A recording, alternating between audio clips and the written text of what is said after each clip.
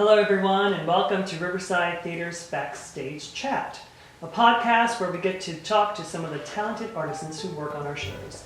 Led by producing artistic director Alan D. Cornell and managing director John R. Moses, Riverside Theater is the only professional theater on Florida's Treasure Coast.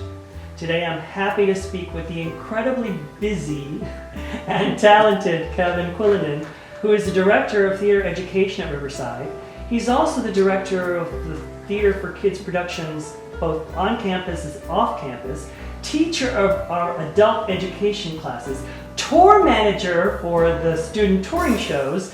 Is there anything education related that you're not part of? I don't know. I feel like I need a nap just hearing about it. But it's so true. That's why I'm saying you're very busy. Yes. You work year round, but while many in the industry tend to slow down somewhat in the summer, you're still busy. You're actually ramping up because you have three shows this summer here at Riverside that will be presented to the community. Yeah. This summer of 2024, we have Shrek the Musical Junior. Shrek the Musical Kids, and Xanadu, and you're directing all of them, are you not? Yeah. With a great team, With obviously, a great team, but still, you're the captain of that ship. Mm-hmm. First, let's talk about Shrek.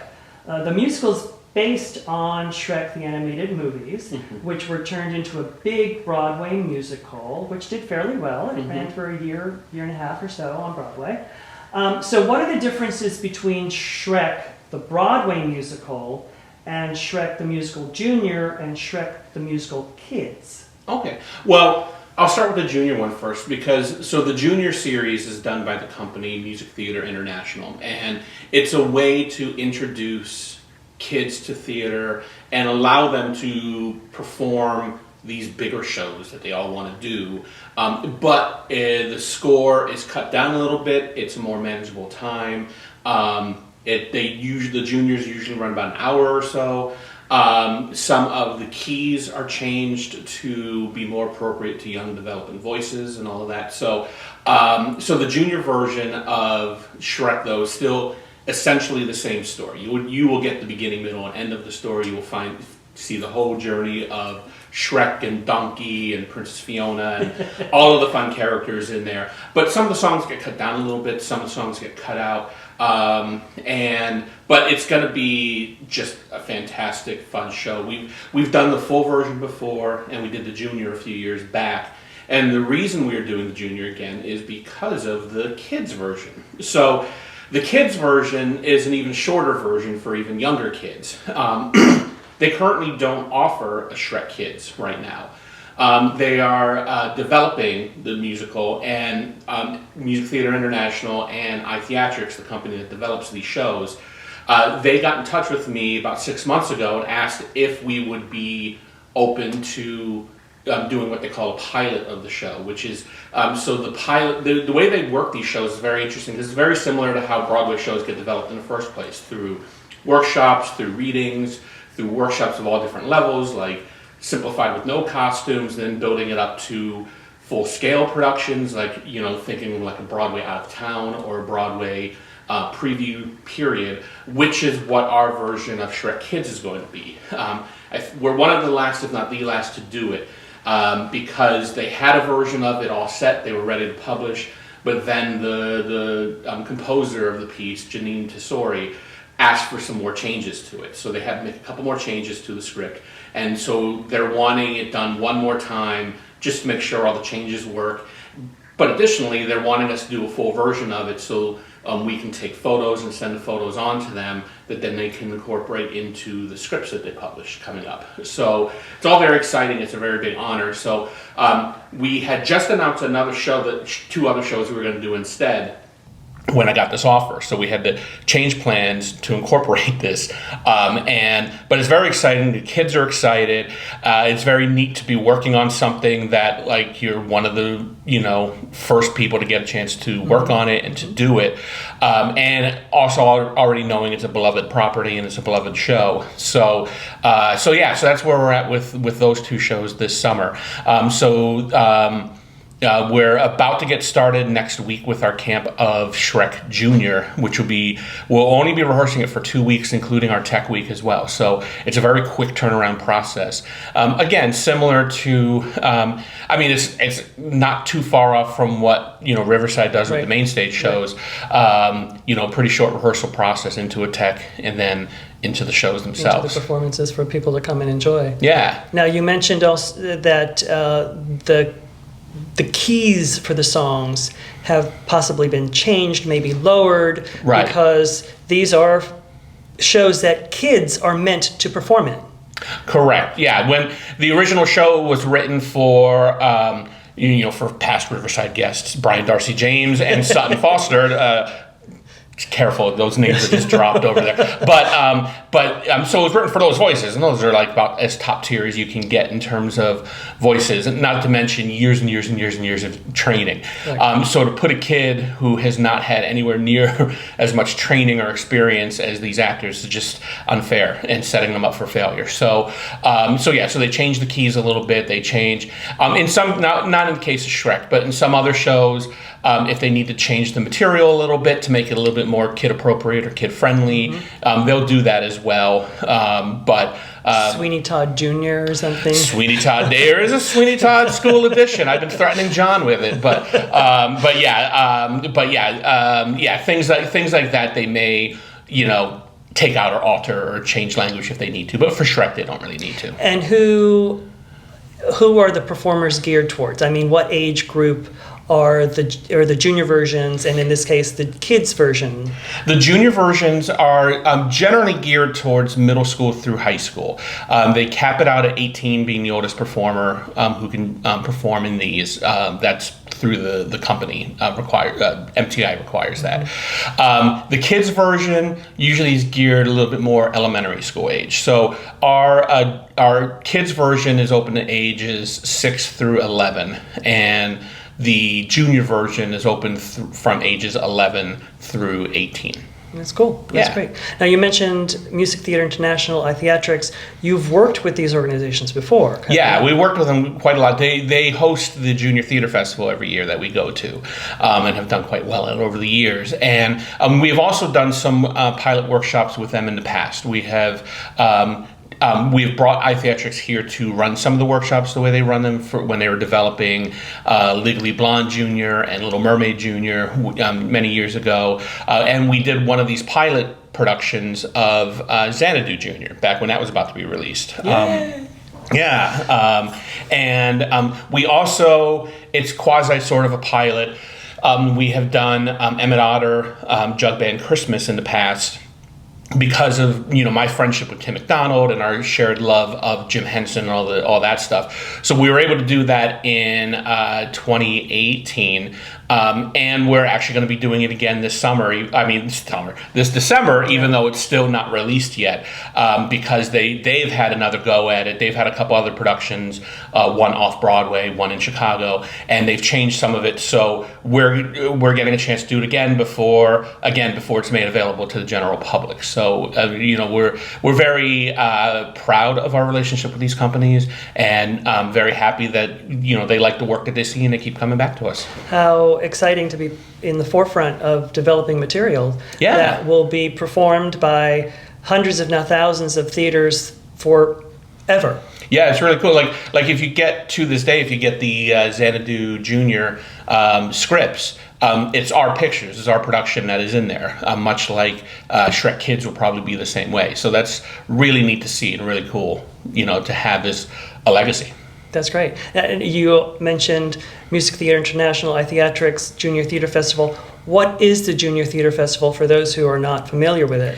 The Junior Theater Festival is the largest celebration of musical theater for youth. Companies from around the world, literally, can come and they bring their student group to perform, again, up to age 18, and they perform just 15 minutes of one of the MTI Junior shows. And And I say around the world, I mean, of course, it's primarily from the United States, but, they've had groups from New Zealand, from Australia, from South Korea, from China, from England coming every year. So it really is an international celebration, and it's really exciting to get 6,000 theater geeks into one place. And I say that being a theater geek, I can use that word lovingly. We smell our own, but they can come in and get to, it's really not a competition, in quotes.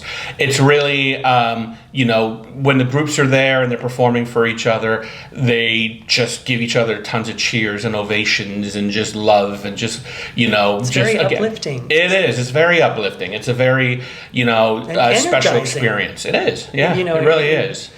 These kids who they've grown up performing for mom and dad, maybe grandma, grandpa, and now they're on stage and they're getting the community accolades. But how wonderful if that is your career path, to go to a huge festival, in this case, and meet up and get the love of those who are so passionate about theater. Absolutely. And they also meet a whole lot of theater professionals come in, and they hold workshops, they do talks, they do the adjudication for the individual groups. Janine Tesori, who I mentioned with Shrek, she has been there in the past. One of our judges one of the years was one of the writers of like the Greatest Showman and Dear Evan Hansen and all that sort of stuff. So so it's really cool for them to get to see, kind of get the experience of these professionals getting to share their experience and their background with the kids as well, because everybody, almost all of them have a story of being those kids or wishing they had programs, like we all do, and encouraging them. Yeah, so it's very exciting, and they always seem overwhelmed seeing just the excitement of the festival as well. Now the festival happens in Atlanta. It takes place in Atlanta, and it's usually in January. And you've been taking groups from here for 10, 12 Since years. 2009. Ooh, a long time. I know. And you've seen a lot of kids go through the program. Yeah. But this past year, this January, a lot of them are getting their AARP cards. Well, not yet. Maybe not yet. Maybe the AEA card, an Actors Equity card.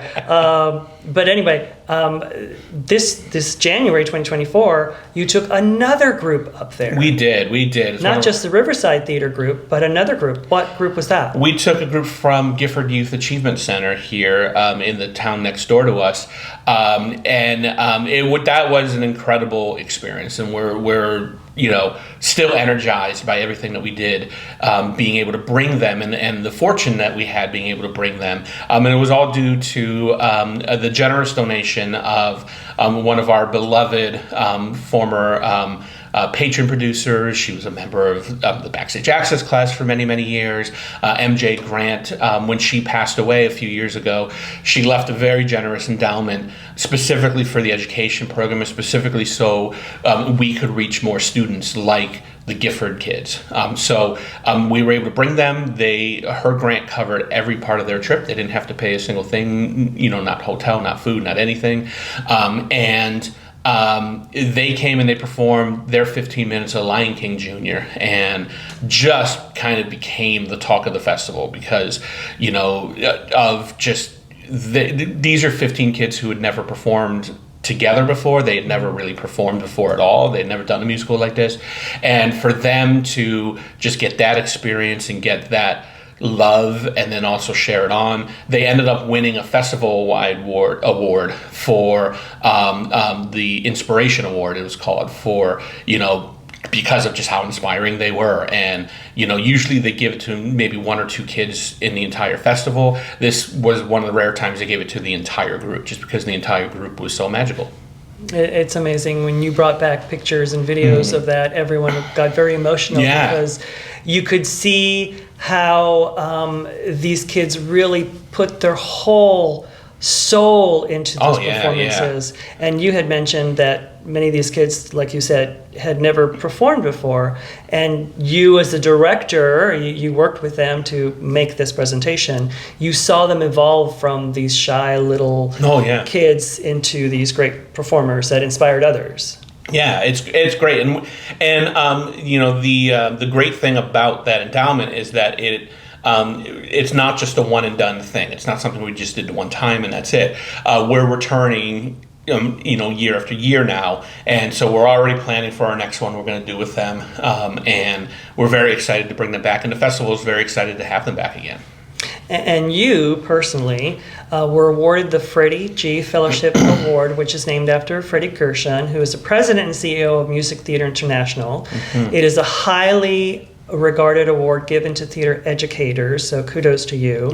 But obviously, it's based on the fact that you encourage, you inspire other students to love theater. You know, become a theater geek, like you mentioned. So that's incredible. So wonderful. Thank you. The other show this summer, Xanadu, you mentioned Xanadu Jr., based on the 1980 film starring Olivia Newton-John and Gene Kelly.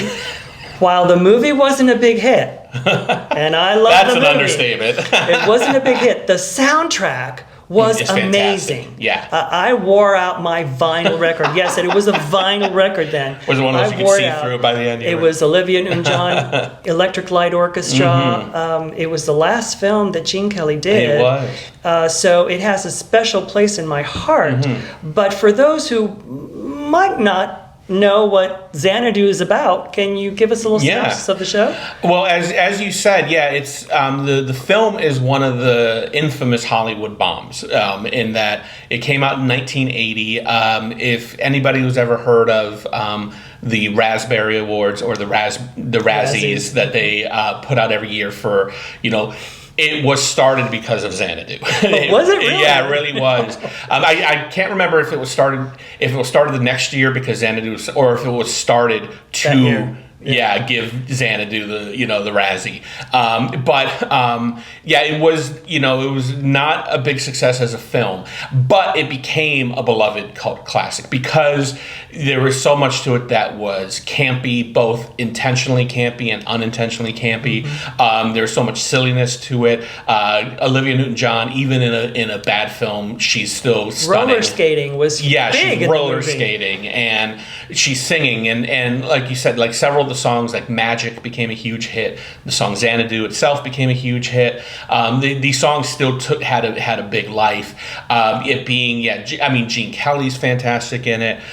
His scenes, apparently his big dance number, he apparently directed it himself, and so you could see a vast difference between his scene and some of the others because it has that classic like full body thing that he liked to do, and so there's definitely some charm to the movie. And so then in 2007 they decided to make a musical out of it, and the musical is really great. And again, people were, I myself as a theater snob were going, ugh, that movie, what, but it became this giant hit. It had tremendous performances in it, and the thing is, the musical was able to poke fun at the movie as well. And so whether you've even seen the movie or not, it's still fun. Lovingly poking fun. Yes.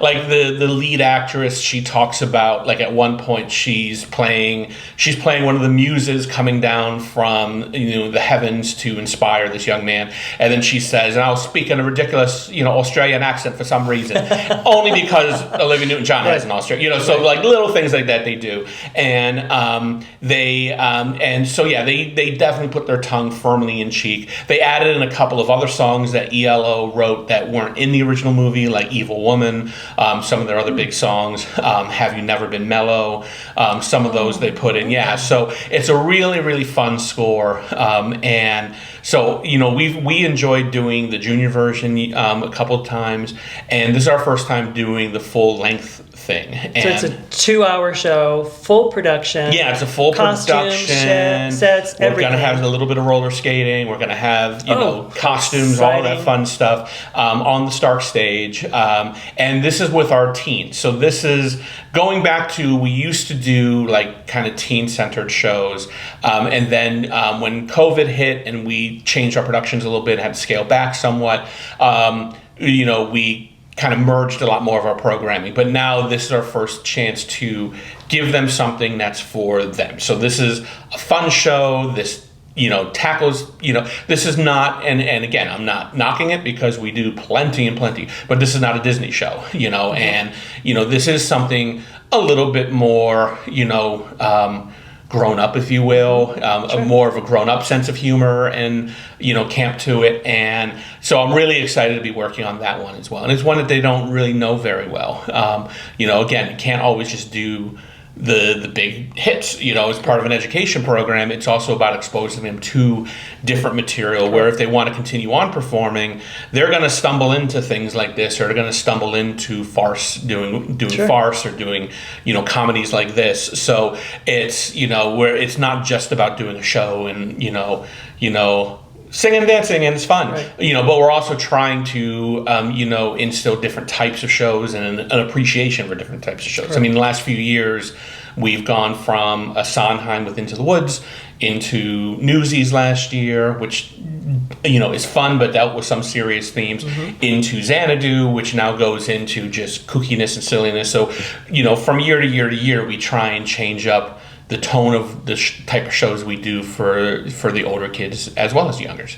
Oh, I'm really excited for the summer. Shrek the Musical Junior performs June 14th through the 16th. Shrek the Musical Kids performs June 28th and 29th. And Xanadu performs July 19th through the 21st. So I encourage everyone who just wants to have a good time watching some talented young performers to check out the website, riversidetheater.com, to check out those dates. Now, once the summer is over, we move into the fall and you start all over again. Oh, we start all up again. You have you're starting with the Junior Theater Festival. Programming, but you also have the adult theater appreciation classes, That's which right. go hand in hand with our professional With the main productions. shows, yeah. What does it entail? I mean, we're talking about the backstage access classes. Oh. What does that entail? These are for adults. These happen during the week, Thursday morning, a couple of hours. What is it for? What was the purpose of it?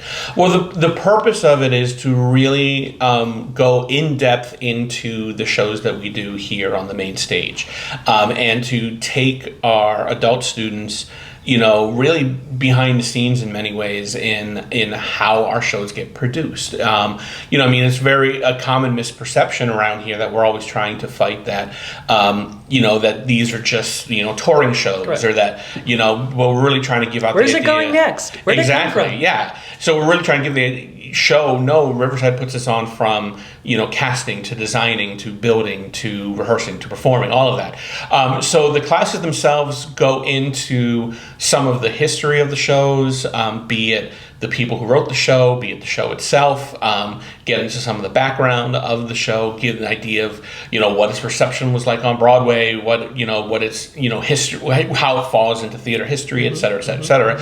But then we talk about our design process here. We show some of the drawings and the sketches and, all the stuff that goes into it. The class gets to sit in and watch some of the tech rehearsal, the final week where there's stopping and starting and restarting and fixing things, and they always seem to get a blast at that and getting a couple hours to just see how these shows really get rehearsed.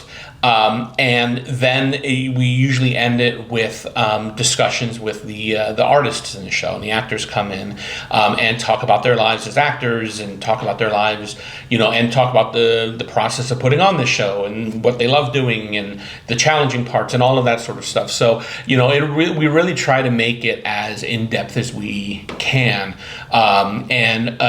we have just a tremendous group of of adult students who appreciate it, who keep coming back, and it keeps growing and growing and growing. I mean, I think this year all of our classes were the biggest they've ever been. It keeps growing and growing. So, and hearing the feedback from them, they always just love, everything they gain from this class and the experiences and the insight. I mean, they even get tickets to come and see the final dress rehearsal preview performance as well. So, all of those sort of things add into it. And so it gives the adults, a whole different insight into, what it takes to do a show.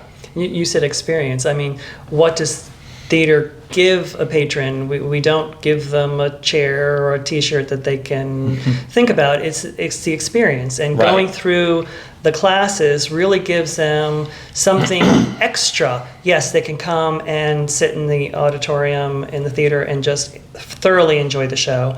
But this gives them more to enjoy it, more to appreciate, more to, in essence, become an ambassador for the theater and share, oh, did you know that they did this? And, oh, I saw them painting the set, or what have you.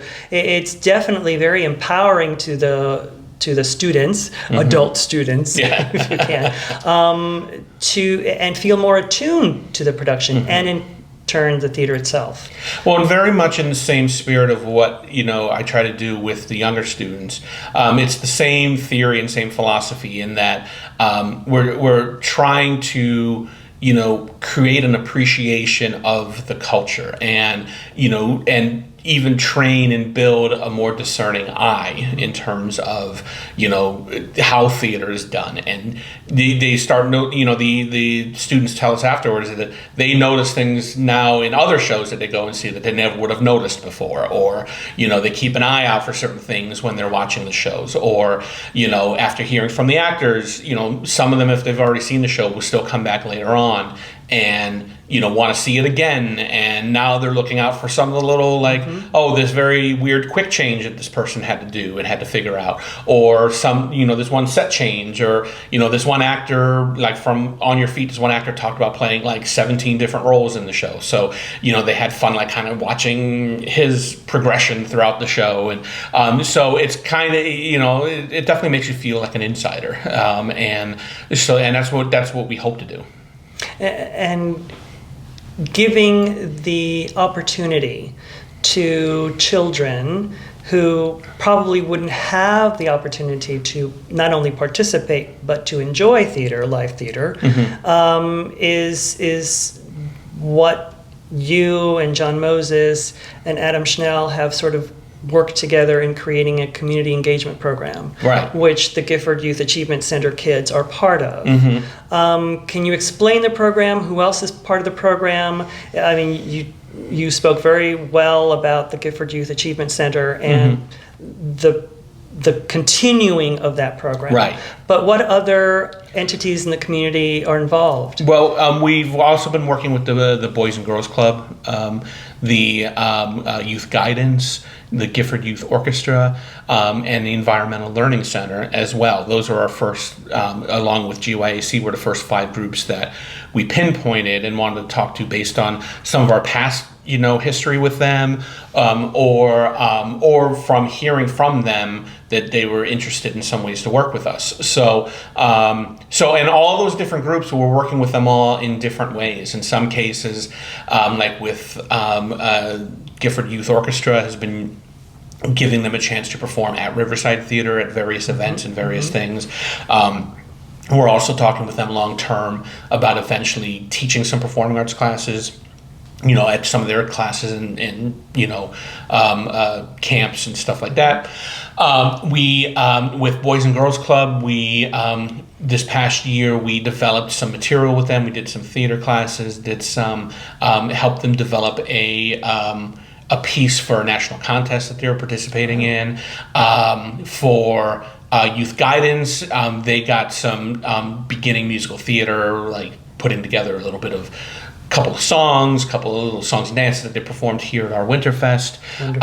For the ELC, we went out to their beautiful pavilion, and we performed a show out there, and we're talking with them. We were hoping to do another show out there, but then, weather happened, and we weren't able to reschedule with them. But, they're great out there, and so we're always keeping up the dialogue with them and trying to find more ways that we can bring some of our programming out to them and help them utilize their space. So we were trying to work with each of the groups in terms of what they most needed. Rather than what we most wanted to give them, it was how can we best help you with... To enhance their program. Exactly. But also allowing us to further the appreciation of the performing arts. Yeah, and with that, we have been fortunate. We've hired another staff person who's going to be coming in this year to work with those groups so that we can, increase the amount of, opportunities we're affording to them, and to have somebody who is on full time who is able to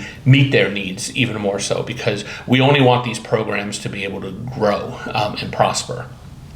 So at the beginning of the podcast, when I said you were a very busy person, that's a lot of it. There's a lot of it. You're a very, very busy person, yes. and we're very fortunate that you've been with us since 2006. So that's right. How has the education department changed since you were here in 2006? I mean, it's gone through so many different variations over the years to from your somewhat standard kind of theater classes or like summer camps to evolving into more performance-based, into more of a touch of dare I say professional theater, trying to give them more of that experience. And more than anything else, I think the biggest thing I would say over the years is that we have gelled with Riverside Theater as a professional entity a lot more over the years, and that building relationship and building up the bridge between the two entities, if you will. It's not one separate from the other. Correct. It's been a sea change. It's been a huge philosophical change. Frankly, when I first came in, there was very much treated as two separate organizations, even though it's always been one group. But it was the Riverside Children's Theater and the Riverside Theater, and the big guys, as someone used to call it. And it was like, it was a very strange dynamic, and we always found our ways to work together. But over the years, especially with the encouragement of John Moses and with Alan, we've really been able to bridge, any gap there used to be, there's not anymore. We're performing on the Stark. All of our shows now perform on the Stark stage, which is wonderful, because it is. Whether the kids want to pursue a professional career in the arts, you're giving them the experience to perform on the stage where the professional performers. Exactly. I was saying that when we were performing Into the Woods a couple of years ago, I'm like, I was saying to them, do you know that Bernadette Peters, who originated the role of the witch in the original production, she stood on this very spot where you are right now. Yeah. She stood on stage. I saw it. I ran into her backstage. She hit me with a door. It was accidental. It's not, but it's that sort of thing where it's like, and I get excited about that stuff, and I think that that's really kind of cool. And yeah, I always like to stress in these things too, because sometimes people get the wrong impression that we are just trying to build the next superstar kid, and next kid who's going to go off to Hollywood, or next kid who's going to go on to Nickelodeon. And we've had a kid go to Nickelodeon. We've had kids do that sort of stuff. We have kids who now are in the business and performing. But we also have ones who've gone off into different areas of performing or different areas of theater. A lot of teachers, a lot of theater teachers, a lot of people working in the backstage or design, portions of theater, and a lot who didn't do theater at all. But by going through the program, they have an appreciation of theater, appreciation of the culture, and I like to think that they're a lot more comfortable in their skin. It's probably a lot easier for them to get up, and if they are, a history teacher, well, it's easier to get up. They have a little bit of that background of being comfortable performing, being comfortable being in front of a crowd. If they're a lawyer, if they're a doctor, if they're a mechanic, all of that, helps. And theater is a big part of all of that. It teaches self-confidence. And does. Like I've said many times before, whether you're a performer or not, guaranteed in your life, you will have to stand up in front of people to make a presentation. In school, at work, or what have you, and having that sort of foundation is helpful, very helpful, a leg up, in essence, over someone else who hasn't gone through the program. Right, absolutely. Now, before we end our podcast, we've been here for a while, and I don't want to take you away from your busy schedule. How did you become a theater geek? I mean, what was your background? How did you fall in love with theater? It was accidental in a way, but when I look back on it, there's a lot of little things along the way that seem to point towards like, oh, I guess I had a bit of a theatrical, bent all along, or, I would annoy my family when I was little. We would watch comedies and stuff, and I would repeat the punchlines of everything, but I would try and get the inflection, and I would try, and little things like that. One of my favorite band, one of my favorite bands growing up was Kiss. Like the theatrical production, crazy sort of stuff. And you look back and you're like, oh, that might have been a seed, and that might have been planting something. But I didn't really get involved in theater until high school. I was a very late bloomer. We didn't have anything like this around.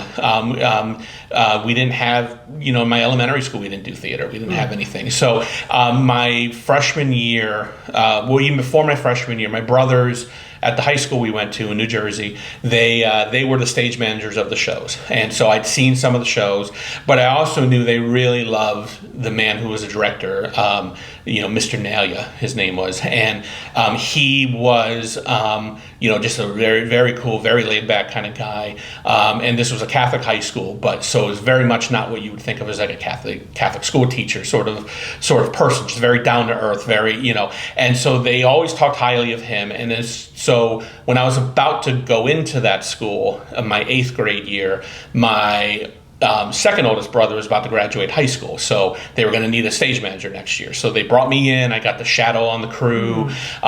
They were doing Anything Goes, and I kind of got to see the whole Backstage idea of it. And then the next year we went into doing, I stage managed the fall show, but then our director announced that our spring musical was going to be Jesus Christ Superstar. And I remember that musical. I have kind of a long history with that show as well, but I remember my dad had the Brown album, and I kind of liked the music, so I started listening to it again. And I asked him, I said, Mr. Nalia, can I be in the show and also stage manage? And he's like, yeah, sure, you can do both. So I did both. I was one of only 2 freshmen who got cast as an apostle. Very big deal indeed, yes. And but it was a very neat production. It was very interesting. It was very exciting to be a part of it. That music is just amazing and everything else. But I was like, this is just the 1 year. Next year, I'll go back to doing stage managing. And then for the next year, he announced the spring musical was going to be West Side Story. And I went to him again and said, hey, can I stage manage and be in it? And he just went, shut up, Kevin, just be in it. You're good. You'll be in it. So from there on, I was just in it, and I was I was late to it, but that was also the same time my first Broadway show I saw was Les Miserables, summer after my freshman year. And just that was just mind-blowing. I never knew anything like that. All my life living about 45 minutes away from the city, we never ventured in and never really saw theater. So then from there, I was like, just voracious, just trying to, catch up to anything I could, find any musical I could.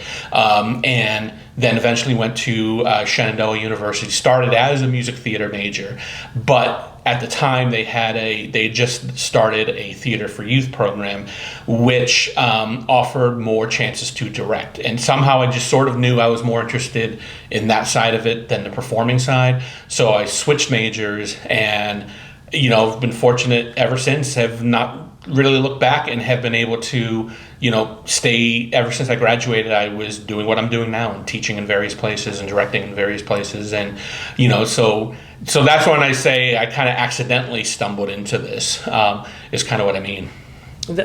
Amazing story.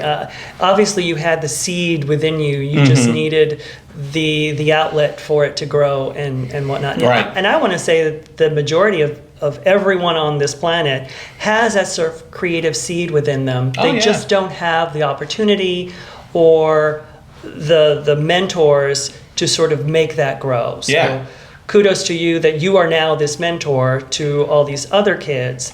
Well, and that's what we're trying to give. You said the right word, opportunity. We're just trying to put the opportunity out there and trying to make it as accessible as we can. I mean, and we talk about things like with GYAC, and we were able to fund their entire trip with us and everything. But on the opposite end of that too, with our students here, we use a lot of grants and we use a lot of the endowments and money donated to us to make their experience far less expensive than it normally would be, at theaters of this size, theaters of, even in the area. We're cheaper than some of the, less expensive, I should say, than some of the other programs, because, we have this other side of it. We have the fundraising and the support and, our wonderful board and our wonderful donors, who want to make this accessible to kids. So, even, our kids from Riverside who go to the GYA, the JTF, so many acronyms, who go Junior to Theater Festival. Junior Theater Festival, they pay far under what the cost of the trip is. Last year they paid $100 to go. Amazing. And that covered hotel, the registration, everything, and as we all know, everything keeps going up and up and up and up. So we try and keep those costs low. Anytime I've approached John or others and said, is tuition going to be the same as last year? The answer is always, families are still struggling. Yeah. We're going to keep it the same. So that's a testament to this place, to what we try and do, and it's us trying to give more opportunity and try and cut down on some of the challenges that prevent people from being able to learn about this and be a part of it. Well, I'm so grateful that you took time out of your busy schedule to talk, to share what the summer programming is like and what the fall and going forward, but also to let people know, we've had these podcasts and we've spoken to directors and performers, and having others know, hopefully that Riverside Theater is not just performances on the main stage. There's also an education component to it. And it's a very important component which makes Riverside a whole entity in the community for kids, for adults, very important because it is so well supported that we continue to give opportunities to everyone to sort of nurture the next theater geek, as you like to say. Absolutely. Yes. So thank you again for taking the time to talk to us today. Remember, everyone, we have Shrek the Musical Junior, Shrek the Musical Kids, and Xanadu this coming summer 2024. Go to riversidetheater.com to check out the dates, the times, the prices. Everyone's going to have a wonderful summer. And then keep an eye on for the fall and all the programs coming forward. So thank you, everyone, for listening to this episode of Riverside Theater's Backstage Chat. Until next time, I'm Oscar Sales.